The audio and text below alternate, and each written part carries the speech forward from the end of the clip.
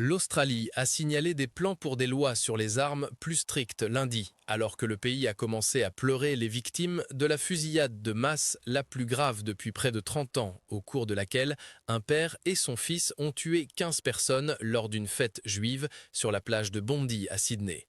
Le père, âgé de 50 ans, a été tué sur place, portant le nombre de morts à 16, tandis que son fils de 24 ans est dans un état critique à l'hôpital, a déclaré la police lors d'une conférence de presse lundi. 40 personnes ont été transportées à l'hôpital après l'attaque, y compris 2 officiers de police qui sont dans un état grave mais stable, a déclaré la police. Les victimes étaient âgées de 10 à 87 ans. La police n'a pas publié les noms des auteurs de l'attaque, mais a déclaré que le père avait un permis d'arme à feu depuis 2015 et possédait 6 armes enregistrées. L'un des assaillants présumés était connu des autorités, mais n'était pas considéré comme une menace immédiate, ont déclaré les responsables de la sécurité. Ils ont été identifiés comme Sajid Akram et son fils Navid Akram par le diffuseur public ABC et d'autres médias locaux.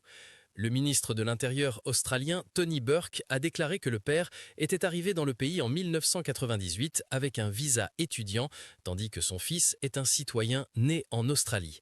2 drapeaux de l'État islamique ont été trouvés dans le véhicule des assaillants, a rapporté le diffuseur national australien ABC News, sans mentionner de source.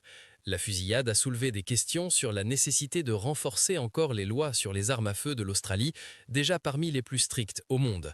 Le Premier ministre Anthony Albanese a déclaré qu'il demanderait au cabinet d'examiner les restrictions sur le nombre d'armes autorisées avec un seul permis et combien de temps un tel permis devrait durer.